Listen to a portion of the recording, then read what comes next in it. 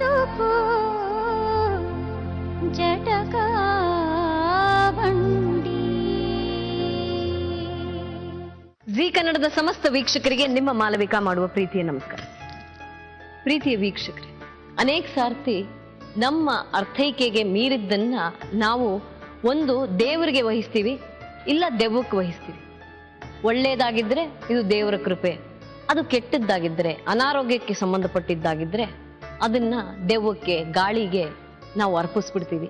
ಈ ದೆವ್ವ ಮತ್ತು ದೇವರು ಇವೆರಡರ ಮಧ್ಯೆ ಎಲ್ಲೋ ವಿಜ್ಞಾನ, ವೈಜ್ಞಾನಿಕವಾಗಿ ಒಂದು ವಿಚಾರವನ್ನ ಅರ್ಥ ಮಾಡ್ಕೊಳ್ಳೋದು ಇವೆಲ್ಲವೂ ಕಳೆದು ಹೋಗುತ್ತೆ. ವೈಜ್ಞಾನಿಕವಾಗೂ ಕೆಲವು ಉತ್ತರಗಳು ಸಿಗದೆ, ದೇವರಿಂದಾನೂ ಸಿಗದೆ, ದೆವ್ವದಿಂದನೂ ಸಿಗದೆ, ಎಲ್ಲಿಂದನೂ ಉತ್ತರಗಳು ಸಿಗದೆ ಉತ್ತರಗಳ ಹುಡುಕಾಟದಲ್ಲಿ ಇಲ್ಲಿಗೆ ಬರ್ತಾರೆ. ಉತ್ತರಗಳು ಅಂತ ನಾನು ಹೇಳ್ತಾ ಇರೋದು ಪರಿಹಾರವೂ ಆಗಿರುತ್ತೆ. ಪರಿಹಾರ ಯಾವುದಕ್ಕಪ್ಪ ಅಂದ್ರೆ ಅನಾರೋಗ್ಯಕ್ಕೆ ಸಂಬಂಧಪಟ್ಟಿದ್ದು, ಅದು ಮಾನಸಿಕ ಇರಬಹುದು, ದೈಹಿಕ ಇರಬಹುದು.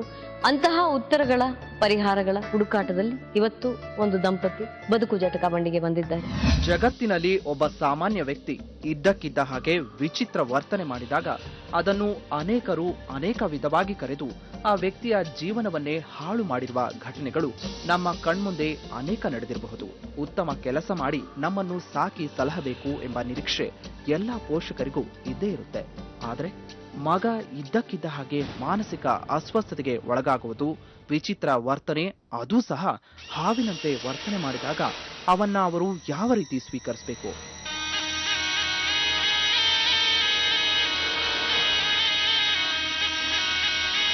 ಕೆಲವರು ಹೇಳೋ ಪ್ರಕಾರ ಪ್ರೇತಾತ್ಮದ ಕಾಟನೋ ಅಥವಾ ಕಾಳಸರ್ಪ ದೋಷನೋ, ಹಿಂದಿನ ಜನ್ಮದ ಕಾಟನೋ ಅಥವಾ ನಿಜವಾಗಿಯೂ ಆತ ತಂದೆ ತಾಯಿಯ ಪ್ರೀತಿಯಿಂದ ವಂಚಿತನಾಗಿ ಮಾನಸಿಕವಾಗಿ ನೊಂದು ಈ ರೀತಿಯ ವರ್ತನೆಗೆ ಒಳಗಾಗಿದ್ದಾನೋ ಎಂಬ ಸಂಶಯಗಳು ನಮ್ಮ ಇಂದಿನ ಕಥಾನಾಯಕ ಸಂಜಯ್ನನ್ನು ನೋಡಿದಾಗ ಅನಿಸುತ್ತೆ. ಹಾಗಾದ್ರೆ ಅವನ ಸಮಸ್ಯೆಯಾದ್ರೂ ಏನು? ಅವನ ಸಮಸ್ಯೆ ಪರಿಹಾರವಾಗುತ್ತಾ? ನೋಡೋಣ ಬನ್ನಿ. ಮೊದಲಿಗೆ ಬದುಕು ಜಟಕ ಬಂಡಿಗೆ ನಾನು ಆ ದಂಪತಿಯನ್ನ ಸ್ವಾಗತ ಮಾಡ್ತಾ ಇದ್ದೀನಿ. ನಮಸ್ಕಾರ.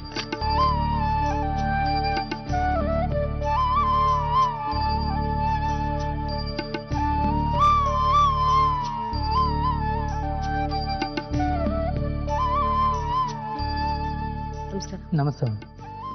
ಎಲ್ಲಿಂದ ಬರ್ತಾ ಇದ್ದೀರಮ್ಮ? ಮಲ್ಲೇಶ್ವರಂ.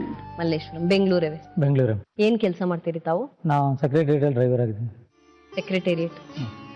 ಎಷ್ಟು ವರ್ಷದ ಅನುಭವ? 24 ವರ್ಷ ಆಯ್ತು. ಎಷ್ಟು ಜನ ಮಕ್ಕಳು ತಾಯಿ? ಇಬ್ಬರು. ಇಲ್ಲಿ ಬಂದಿರೋ ಕಾರಣ ಏನು ಸರ್? ಮೇಡಮ್, ನನ್ನ ಮಗ ಸಂಜಯ್ಗೆ ಒಂದು 6-7 ಇಯರ್ಸಿಂದ ಅವನಿಗೆ ಒಂಥರ ತುಂಬ ಶಾರ್ಟ್ ಟೆಂಪರ್. ಮಾತಾಡ್ಸಿದ್ರೆ ಮೇಲ್ ಬೀಳ್ತಾನೆ.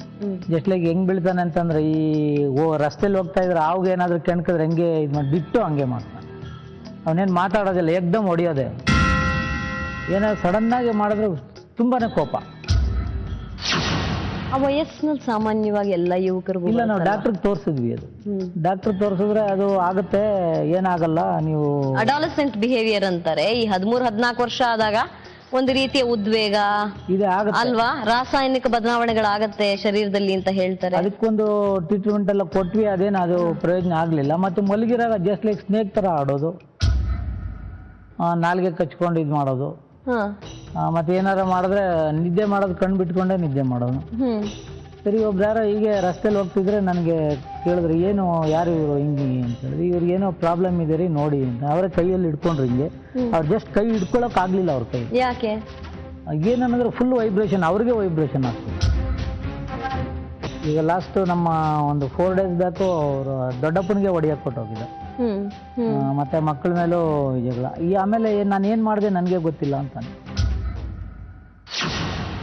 ಡಾಕ್ಟರ್ ಏನಂತಾರೆ? ಡಾಕ್ಟ್ರು ಏನಿಲ್ಲ, ಇದು ವಯಸ್ಸಲ್ಲಿ ಆಗುತ್ತೆ, ಟ್ರೀಟ್ಮೆಂಟ್ ಕೊಡಿ ಅಂತಂದ್ರು. ಮತ್ತೆ ಏನೋ ಟ್ಯಾಬ್ಲೆಟ್ಸ್ ಕೊಟ್ಟರು. ಮತ್ತೆ ಕೊಟ್ಮೇಲೆ ನಾವು ಮತ್ತೆ ಡಾಕ್ಟ್ರಿಗೂ ತೋರಿಸಿದ್ವಿ. ಡಾಕ್ಟರ್ ಐ ಕಾಂಟ್ ಬಿಲೀವ್ ಅಂತಂದ್ರು. ಅಂದ್ರೆ ನನಗೇನು ಹೇಳಕ್ಕೆ ಸಾಧ್ಯ ಇಲ್ಲ, ಇದು ಯಾಕೆ ಹಿಂಗೆ ಆಗ್ತಿದೆ ಅನ್ನೋದು. ಸರಿ, ನಾ ಅಸ್ಟ್ರಾಲಜಿ ಮನೆಗೆ ಬಂದರು. ಮನೆಗೆ ಬಂದು ಅವರು ಟ್ರೀಟ್ಮೆಂಟ್ ಕೊಟ್ಟರು. ಜಸ್ಟ್ ಒಂದು 30 ಸೆಕೆಂಡ್ ಇರಬೇಕು. ಈ ಜಸ್ಟ್ ಹಾವು ಬಿಸ್ಕೊಡಲ್ವ ಆ ಥರ, ಏನು ಮನೆಗೆ ಕೇಳಬೇಕು ಆ ಥರ. ಕಣ್ಣು ಬಿಟ್ಕೊಂಡು ಹಲ್ಲು ಕಚ್ಕೊಂಡು ನಾಲ್ಗೆ ಕಚ್ಕೊಂಡು ಇದು ಅವನಿಲ್ಲಿ ಮಚ್ಚೆ ಇದೆ. ಆ ಮಚ್ಚೆ ಜಸ್ಟ್ ಎಕ್ಸ್ಪ್ಲೈನ್ ಆಗ್ತಾ ಇತ್ತು. ಅವರು ಅವಾಗೆ ಭಯ ಬಿಟ್ಟು ಹೊಟ್ಟೋದ್ರು. 3-4 hours ನಾವು ಬೆಡ್ರೂಮಿಂದ ಅವನ ಆಚೆ ತೆಗಿಲೇ ಇಲ್ಲ. ಯಾವಾಗ ಆಗುತ್ತೆ ಈ ಥರ? ಅವನಿಗೆ ಓವರ್ ಟೆನ್ಷನ್ ಆದಾಗ. ಏನಾದರೂ ನಾವು ಒಂದು ಸರಿ ಏನಾದರೂ ಹೇಳಿದ್ರೆ ಅವನು ಸುಮ್ಮನೆ ಮುಖ ನೋಡ್ತಾನೆ. 2ನೇ ಸರಿ ನೋಡಿದ್ರೆ ಕಣ್ಣಿಂಗ್ ಬಿಡ್ತಾನೆ. ತುಂಬಾ ಅದೇ ಸಾಮಾನ್ಯವಾಗಿ ಮನೆಯಲ್ಲಿ ಯಾವ ವಿಷಯಕ್ಕೆ ಜಗಳ ಆಗುತ್ತೆ? ಈ ವಿಷಯನೇ ಬೇಕಾಗಿಲ್ಲ. ಜಸ್ಟ್ ನೀವು ಟಿವಿ ಆನ್ ಮಾಡಿ ಸಾಕು. ಅದಕ್ಕೆ ಬೇಡ ಕಣ ಆಫ್ ಮಾಡೋ, ಇಲ್ಲ ಚಾನೆಲ್ ಚೇಂಜ್ ಮಾಡೋ, ಅಷ್ಟಕ್ಕೆ ಮುಗಿ. ಎಲ್ಲ ಟೈಮಲ್ಲಿ, ಕೆಲವೊಂದು ಟೈಮಲ್ಲಿ ಜಾಸ್ತಿ. ಕೆಲವೊಂದು ಅಂದ್ರೆ ಯಾವಾಗ? ಅಂದ್ರೆ ಈ ಈವ್ನಿಂಗ್ ಟೈಮಲ್ಲಿ ಅಥವಾ ಈ ಯಾವುದಾದ್ರೂ ಈ ಅಮಾವಾಸ್ಯೆ ಬಂದಾಗ ಇದಾದಾಗ ಅವಾಗ ಇನ್ನೂ ಜೋರು ಇರ್ತಾನೆ. ನಮಗೆ ಗೊತ್ತೇ ಆಗೋದಿಲ್ಲ, ಸುಮ್ಮನೆ ಕೂತಿರ್ತಾನೆ. ಅದು ಕೆಲವು ಟೈಮಲ್ಲಿ ಸುಮ್ಮನೆ ಇರ್ತಾನೆ. ನೀವು 10 ಸರಿ ಕರೀರಿ ಮಾನಲ್ಲ ಓನ್. ಫುಲ್ ಅವನ ಆಕ್ಟಿವಿಟೀಸೇ. ಓದು ಬರಹ ಎಲ್ಲ ಮೊದಲು ಚೆನ್ನಾಗಿ ಓದ್ತಾ ಇದ್ದ, ಈಗ ಹಿಂದೆ ಬಿದ್ದಿದೆ. ಈಗ ಅಂದ್ರೆ ಎಷ್ಟು ವರ್ಷ? ಈಗ ಒಂದು 4 years ಇಂದ ಬುಕ್ ಹಿಡಿಯೋದಿಲ್ಲ. ನೀವು ಬಲವಂತ ಮಾಡಿ ಕೂಡಿಸಿ ಹೊಡೆದು ಕೂಡ್ಸಿದ್ರು ಒಂದು 2 ನಿಮಿಷ ಬುಕ್ ಹಿಡಿದ್ರೆ ಎದ್ದು ಬಿಸಾಕ್ಬಿಟ್ರು. ನನಗೆ ಆಗ್ತಾ ಇಲ್ಲ ಓದೋದಕ್ಕೆ, ಏನೋ ಒಂಥರ ಆಗ್ತಾ ಇದೆ. ಯಾವ ತರ ಆಗುತ್ತಂತೆ? ಏನೋ ಕಣ್ಣೆಲ್ಲ ಒಂಥರ ಆಗ್ತದೆ, ನನಗೇನು ಲೆಟರ್ಸ್ ಕಾಣಲ್ಲ, ನನಗೆ ಅದು ಇಂಟ್ರೆಸ್ಟ್ ಇಲ್ಲ. ಓದಕ್ಕೆ ಇಂಟ್ರೆಸ್ಟ್ ಇಲ್ಲ. ಓದಕ್ಕೆ ಇಂಟ್ರೆಸ್ಟ್ ಇಲ್ಲ. ಮತ್ತೆ ಏನ್ ಮಾಡ್ತಾರಂತೆ? ಬರೀ ಟಿವಿ ನೋಡ್ಸಿ. ನೀವು ಬೆಳಿಗ್ಗೆ ಸಾಯಂಕಾಲ ಟಿವಿ ನೋಡ್ಸಿ, ಒಂದು ಮೊಬೈಲ್ ಕೊಡಿ, ಅದನ್ನೇ ಇರ್ತಾನೆ. ಯಾರ ಜೊತೆ ಮಾತಾಡ್ತಾರೆ? ಯಾರ ಸುಮ್ಮನೆ ಯಾವ್ದಾದ್ರು ಮೆಸೇಜ್ ಮಾಡ್ಕೊಂಡು ಸುಮ್ಮನೆ ಕೂತಿರ್ತಾನೆ. ಇಲ್ಲಾಂದ್ರೆ ಟಿವಿ ಹಾಕಿರ್ಬೇಕು. ಯಾರು ಇವ್ರ ಅಣ್ಣ ಇರ್ತಾನೆ, ಅಣ್ಣ ಏನಾದ್ರು ಒಂದ್ ಸ್ವಲ್ಪ ಊಟ ಮಾಡೋ ಅಂದ್ರೆ ಅವನ ಮೇಲೆ ಬಿದ್ದೋಗ್ಬಿಡ್ತಾನೆ. ಬೇರೆ ಯಾವುದೇ ರೀತಿಯ ಕಾಯಿಲೆ ಏನು ಏನಿಲ್ಲ ಅವನಿಗೆ, ಏನಿಲ್ಲ. ಏನಾದ್ರು ಇದೆಯಾ? ಏನಿಲ್ಲ, ಏನೇನಿಲ್ಲ. ಯಾವ್ದಾದ್ರು ಘಟನೆ ನಡೆದು ಅದಾದ್ಮೇಲೆ ಈ ತರದ್ದಾಗಿರ್ಬೋದಾ? ಇಲ್ಲ, ಆಘಾತ ಆಗುವಂತದ್ದು ಯಾವ್ದು? 4 years ಹುಡುಗ ಇರಾಗಲೇ ಒಬ್ಬರು ನನ್ಗೆ ಹೇಳಿದ್ರು, ಏನಂತ? ಹುಷಾರಾಗಿ ನೋಡ್ಕೊಳ್ಳಿ, ಆಚೆ ಬಿಡಬೇಡಿ, ಇವ್ನು ಯಾವುದು ಕಂಟ್ರೋಲ್ ಇರೋದಿಲ್ಲ, ತುಂಬಾ ಹುಷಾರಾಗಿ ನೋಡ್ಕೊಳ್ಳಿ. ನಾವು ಅದನ್ನ ನೆಗ್ಲೆಕ್ಟ್ ಮಾಡಿದೆ. ಬಿಡ ಏನು, ಯಾವಾಗ ಇವನು 9th ಬಂದಾಗ ನಮ್ಗಿದು ಇದಾಯ್ತು. ಅವಾಗ ಡಾಕ್ಟ್ರು ತೋರಿಸಿದ್ರೆ ಒಂದು 2-3 ತಿಂಗಳು ಟ್ರೀಟ್ಮೆಂಟ್ ಕೊಟ್ಟರು. ಏನೇನು ಪೇಯ್ನ್ ಕಿಲ್ಲರ್ ಮಾತ್ರೆ ಮತ್ತೆ ಸ್ಲೀಪಿಂಗ್ ಎಲ್ಲ ಕೊಟ್ಟರು. ಆದರೆ ಒಂದು ಟೈಮ್ ಬೀಯಿಂಗ್ ಅಷ್ಟೇ. ಅದು ಕೌನ್ಸಿಲಿಂಗ್ ಏನಾದರೂ ಮಾಡಿಸೋ ಪ್ರಯತ್ನ ಮಾಡಿದ್ದೀರಾ? ಕೌನ್ಸಿಲಿಂಗ್ ಮಾಡಿದ್ವಿ ಮೇಡಮ್ ಒಬ್ರ ಹತ್ರ. ಅವ್ರಿಗೆ ಏನೂ ಇಲ್ಲ, ಚೆನ್ನಾಗಿದ್ದಾನೆ ಅಂತ. ಏನೂ ಆಗಲ್ಲ ಅವನಿಗೆ. ನೀವು ಏನು ಮಾತಾಡಿ ಕ್ಲೀನಾಗಿ ಮಾತಾಡ್ತಾನೆ, ಚೆನ್ನಾಗಿ ಮಾತಾಡಿ. ಏನು ಟೈಮ್ಗೆ ಏನು ಬರುತ್ತೆ ಗೊತ್ತಿಲ್ಲ, ಕಣ್ಣು ಮುಚ್ಚೋದೇ ಇಲ್ಲ. ಕೆಲವೊಂದು ಟೈಮ್ ಕಣ್ಣು ಮುಚ್ಕೊಂಡು ನಿದ್ದೆ ಮಾಡಿ. ಊಟ ಅಂತ ಅವನು ನೆಟ್ಟು ಊಟನೇ ಮಾಡಲ್ಲ. ಈಗ ಮಧ್ಯಾಹ್ನ ಟೈಮು ನೀವು ಸೇರಲ್ಲ ಅಂತಾರ? ಸೇರಲ್ಲ ಅಂತ. ನಮ್ಗೆ ಊಟದ ಇಂಟ್ರೆಸ್ಟು ಇಲ್ಲ. ನೀವು ಕರಿತಾ ಇರಿ, ಪಕ್ಕದಲ್ಲೇ ಇರ್ತಾನೆ, ಅವ್ನು ಕೇಳಿಸೋದೇ ಇಲ್ಲ. ಕಾಲೇಜಲ್ಲಿ ಹೇಗಿರ್ತಾರಂತೆ? ಕಾಲೇಜಲ್ಲಿ ಅದೇ ಮೇಡಮ್, ಹುಡುಗರೆಲ್ಲ ಹೇಳ್ತಾರೆ ಯಾವುದ್ರಲ್ಲೂ ಕಾನ್ಸಂಟ್ರೇಟ್ ಮಾಡ್ತಿಲ್ಲ ಇವನು. ಫ್ರೆಂಡ್ಸ್ ಯಾರಾದರೂ ಹಾಯ್ ಯಾರೋ 4 ಜನ ಇದ್ದರೆ ಮನೆ ಹತ್ರ ಬಂದರೆ ಯಾರಾದರೂ ಮಾತಾಡ್ತಾನೆ, ಅಷ್ಟೇ, ಮುಗೀತು. ಎಲ್ಲಾದರೂ ಹೋದ್ರೆ ಸೀದಾ ಹೊಟ್ಟೋಗ್ತಾನೆ. ರಾತ್ರಿ 9 ಗಂಟೆ ಆದರೂ ಬರೋದಿಲ್ಲ. ಎಲ್ಲೋಗಿದ್ದೆ ಅಂದರೆ ಫ್ರೆಂಡ್ ಹತ್ರ ಹೋಗಿದ್ದೆ. ಆಮೇಲೆ ಬೆಳಿಗ್ಗೆ ಎದ್ದು ಕೇಳ್ತಾನೆ ಎಲ್ಲೋಗಿದ್ದೆ ನಾನು ಅಂತ.